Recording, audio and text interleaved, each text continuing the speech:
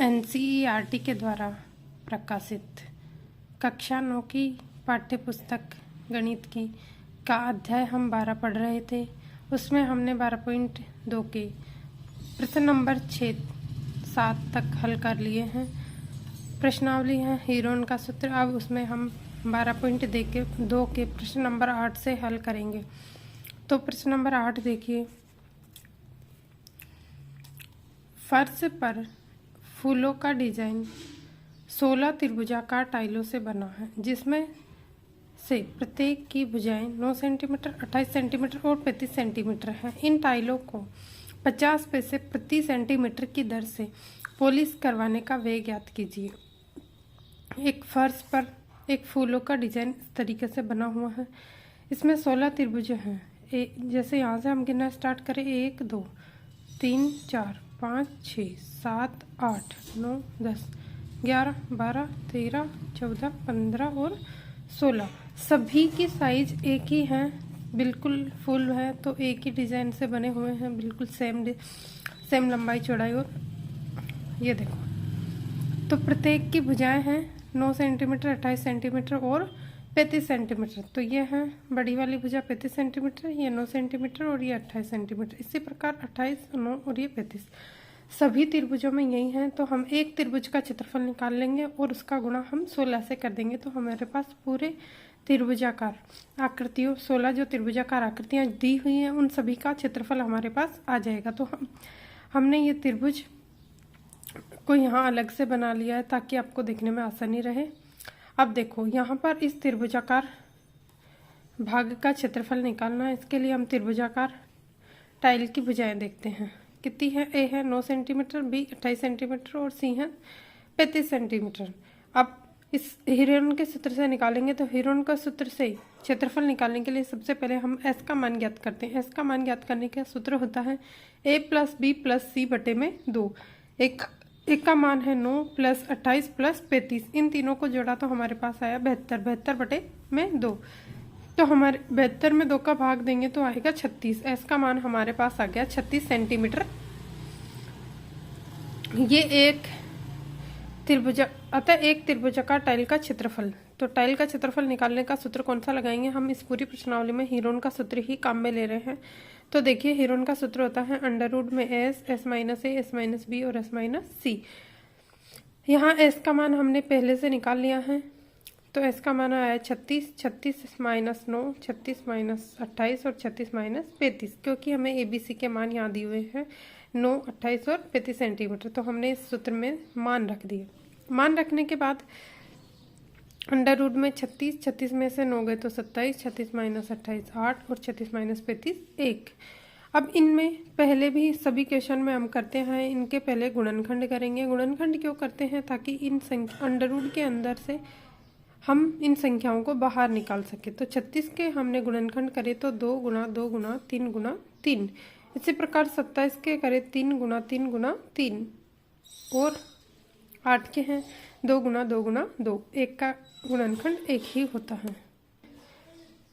2 के कितने जोड़े बन रहे? 1 2 3 4 5 बार है, तो इसमें 2 के 2 जोड़े तो बन जाएंगे और 1 2 बच जाएगा। 3 के देखो 1 2 3 4 5 5 बार है दोनों ही, तो इसमें भी 3 के 2 जोड़े बन गए और 1 3 बच जाएगा अंडर रूट। आपने यहाँ देखा कि 2 के 2 जोड़े बन गए तो 2 2 बाहर, 4 जोड़े मतलब 2 जोड़े बने थे तो 2 बाहर निकाल लिया। 3 के भी 2 जोड़े बने थे, 3 2 बाहर निकाल लिया। 1 2 और 1 3 अंडर रूट के अंदर रह गया। और क्षेत्रफल में हमेशा इकाई स्क्वायर में लगाई जाती है, तो ये हो गया सेंटीमीटर स्क्वायर। इन तीनों 3 3 9 9 दूनी 18, 18 दूनी 36, 36 और इन दोनों का गुणा करा 3 2 3 दूनी 6, 36 अंडर रूट 6 सेंटीमीटर स्क्वायर। अब ये कितने एक टाइल का क्षेत्रफल आया हमारे पास 36 अंडर रूट 6 सेंटीमीटर स्क्वायर। और इस फूल में हमारे पास कितनी टाइल है? 16। तो हमें 16 से इसका क्या कर देंगे? एक टाइल के क्षेत्रफल का गुणा 16 से कर देंगे। तो हमने 16 टाइलों का क्षेत्रफल ज्ञात करने के लिए 16 गुणा एक टाइल का क्षेत्रफल 36 अंडर रूट में 6 सेंटीमीटर स्क्वायर। तो इन दोनों का गुणा किया तो आया 576 अंडर रूट में 6 सेंटीमीटर स्क्वायर। अब हमें पॉलिश करवानी है इन टाइलों पे। तो एक पॉलिश करवाने का व्यय देखिए यहाँ दिया हुआ है प्रश्न में। टाइलों को 50 पैसे प्रति सेंटीमीटर की दर से पॉलिश कराने का व्यय ज्ञात कीजिए। मतलब कि 1 सेंटीमीटर पर 50 पैसे लगते हैं। तो यहाँ देखो हमारे पास क्षेत्रफल आया 576 सेंटीमीटर स्क्वायर। पॉलिश करवाने का व्यय है 50 पैसे। इसका मतलब है 1/2। 50 पैसे को हम 1/2 रुपये लिख सकते हैं। तो 576 सेंटीमीटर स्क्वायर पॉलिश करवाने का व्यय, तो इसका गुना हम 1/2 से कर देंगे। तो हमारे पास 2 का भाग 576 में देंगे तो कितना आ जाएगा 288/6 रुपये। अब ये हमारे पास रुपए में आ गया कि हमारे इतने रुपए लगे। अब √6 को हम हल करेंगे तो √6 का मान होता है 2.45 लगभग होता है। तो इसका गुना हमने 288 से 2.45 से गुणा करा तो हमारे पास आंसर आया है 705 रुपये, 705.60 रुपये। ये हमारे पॉलिश करवाने का व्यय ज्ञात कर लिया हमने इन सभी 16 की 16 टाइलों पर। अगला क्वेश्चन देखिए, प्रश्न नंबर 9। एक खेत समलंब के आकार का है जिसका समांतर भुजाएं 25 मीटर और 10 मीटर हैं तथा इसकी असमांतर भुजाएं 14 मीटर और 13 मीटर हैं। इस खेत का क्षेत्रफल ज्ञात कीजिए। यहाँ पर हमें 2 भुजाएं दे रखी है। समलंब चतुर्भुज आपने देखा होगा इस तरीके से बना होता है। इसकी 2 भुजाएं समांतर होती हैं, 2 भुजाएं असमांतर होती हैं। तो 2 जो समांतर भुजाएं वो हैं 25 मीटर और 10 मीटर, और जो असमांतर भुजाएं हैं वो हैं 14 मीटर और 13 मीटर। अब इसे हमने नाम दे दिया ABC और D, समलंब चतुर्भुज। इसमें हमें इसका क्षेत्रफल निकालने के लिए क्या करेंगे, पहले यहाँ से इस रेखा AD के समांतर एक रेखा खींचेंगे ED। तो ये रेखा भी कितनी हो जाएगी, ये 14 मीटर है तो ये भी 14 मीटर। अब इसके समांतर खींचिए तो ये यहाँ जिस बिंदु पर काटेगी ये 10 मीटर है तो ये भी कितना रहेगा 10 मीटर। और ये टोटल है हमारे पास 25। तो 25 में से इस 10 को घटा देंगे तो ये E से B तक की हमारे पास आ जाएगी 15 मीटर। अब देखो यहाँ पर AB, ये A से B तक समांतर है C से D तक, और इनकी लंबाई हमारे AB को दे रखी है हमें 25, CD दे रखा है C से D 10 और D से A 14 और B से C 13 मीटर।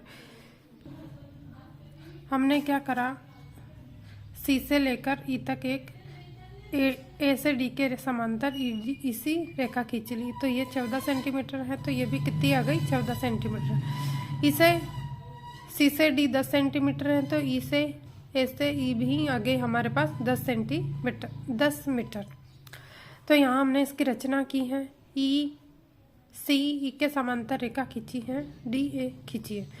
AB समांतर है CD तथा AC समांतर है AE समांतर है CD के। अतः AECD एक समांतर चतुर्भुज है। इसलिए A से E और D से C ये दोनों ही कितनी हैं 10 मीटर की। और E से B कितनी 10 में से 25 में से 10 गए तो कितनी आ गई, ये पूरी 25 थी A से B तक की। तो 25 A से E तक की 10 है तो E से B तक की बची हमारे पास 15 मीटर की। अब देखो CM, हमने एक और लंब खींचा है CM। किस पर खींचा है, EB पर, EBE या EB पर खींचिए। तो ये देखो अब एक त्रिभुज बना है EBEC, BE और ये C, ये त्रिभुज है। इसका हम क्षेत्रफल निकालेंगे तो इसकी भुजा है ये 15 सेंटीमीटर, ये 14 और ये 13। तो A है 15, B है 13 और C है 14 सेंटीमीटर। तो हम हीरोन के सूत्र से त्रिभुज का क्षेत्रफल निकालने के लिए सबसे पहले S का मान ज्ञात करेंगे। S का मान ज्ञात करने के लिए सूत्र होता है A + B + C बटे में 2। तो यहाँ ABC का मान रख दिया 15 + 13 + 14 बटे 2। इन तीनों को जोड़ा तो हमारे पास आया 42 बटे 2। 42 में 2 का भाग दिया तो 21 मीटर। त्रिभुज BEC का क्षेत्रफल, BEC का क्षेत्रफल, तो ये देखिए यहाँ पर एस हीरोन का सूत्र का मान, हीरोन का सूत्र लिख दिया, एस अंडर रूट में एस, एस माइनस ए, एस माइनस बी और एस माइनस सी। इससे देखो हमने एस हमारे पास आया 21 और हमारे पास ए बी सी का मान ये लिखा हुआ है, इसका मान सूत्र में रख दिया 21, 21 minus 15, 21 minus 13, 21 minus 14 metre square. Under root में 21 का 21 ऐसे आ गया, 21 में से 15 गए तो 6, 21 माइनस 13 8, 21 माइनस 14 7। अब इसका हम क्या करेंगे, गुणनखंड। गुणनखंड क्यों करते हैं मैं प्रत्येक सवाल में बता रही हूँ। गुणनखंड इसलिए किए जाते हैं ताकि इन जो अंडर रूट के अंदर संख्या है इनमें जो संख्याओं के जोड़े बन जाएंगे वो अंडर रूट से बाहर आ जाएगी और जिन संख्याओं के जोड़े नहीं बन पाएंगे वो अंडर रूट के अंदर रह जाएगी। तो यहाँ हमने 21 के गुणनखंड करे हैं 3 गुना 7, इसी प्रकार 6 के 2 गुना 3, 8 के 2 गुना 2 गुना 2, 7 का कोई गुणनखंड नहीं होता। अब देखो हमारे पास कौन कौन सी संख्याओं के जोड़े बन रहे हैं, तो पहले दो को देख लेते हैं। 2 1 2 3 4, 4 बार है, 4 बार में से हमने 2 बार इसका जोड़ा बाहर निकाल लिया। 3 को देखो 3 1 और 2, 2 बार है तो 1 बार ये बाहर आ गया। 7 1 और 2, 2 बार है तो ये भी 1 बार बाहर आ गया। अब इन तीनों का हम गुणा कर देंगे, 7 3 21, 21 दूनी 42 और 42 दूनी 84। कितना आ गया। अब हमारे पास त्रिभुज BEC का क्षेत्रफल आया है 84 मीटर स्क्वायर। यहाँ देखिए ये त्रिभुज जो दिया हुआ है BEC, इसका आधार है 15 सेंटीमीटर, हमें ज्ञात है लेकिन हमारे पास ऊंचाई ज्ञात नहीं है, तो हमने लिखा है त्रिभुज BEC का आधार 15 सेंटीमीटर और ऊंचाई है CM। ये हमने लंब डाला था ना CM EB पर। तो देखिए अब हमारे पास पूरे त्रिभुज का क्षेत्रफल है और इस त्रिभुज का क्षेत्रफल का सूत्र होता है BEC का क्षेत्रफल 1/2 आधार इंटू ऊंचाई। इसमें से हमारे पास 2 मान ज्ञात है। इसका क्षेत्रफल हमारे पास 84 मीटर स्क्वायर आया था अभी ये, और इसकी आधार हमारे पास है 15 सेंटीमीटर, लेकिन ऊंचाई हमारे पास नहीं है, तो हमारे पास ऊंचाई ज्ञात कर लेंगे।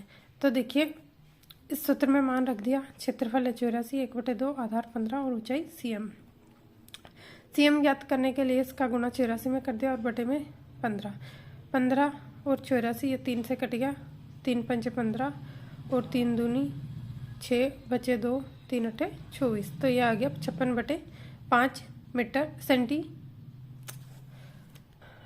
कितना आ गया मीटर। फिर देखो अब हमारे पास इसमें ऊंचाई आ गई, तो हम इससे समलंब चतुर्भुज का क्षेत्रफल निकालेंगे। इस ऊंचाई को ज्ञात करने के लिए ही हम इस त्रिभुज की ऊंचाई ज्ञात की थी। तो समलंब चतुर्भुज ABCD का क्षेत्रफल होता है समांतर भुजाओं का योग इंटू ऊंचाई। यह 2 समांतर भुजाएं, इनका योग और इसकी ऊंचाई, तो हमने इसीलिए ऊंचाई ज्ञात की थी। तो ये देखिए सूत्र में मान रख दिया, AB 1/2, AB क्या है ये समांतर भुजा और CD ये दूसरी भुजा समांतर, और CM क्या है ऊंचाई। तो यहाँ देखो AB का मान है 25, CD का है 10 और CM का है 56/5। 1/2, 25 में 10 जोड़े तो 35, 56/5, 5 से ये 35 से कटे 7 बार और 2 से 56 को कटा तो कितनी बार कट गया 28। अब क्या हमारे पास क्या बचा, 7 गुना 28। इन दोनों का गुणा किया तो हमारे पास आया है 196 मीटर स्क्वायर, जो कि इस समलंब चतुर्भुज का क्षेत्रफल है।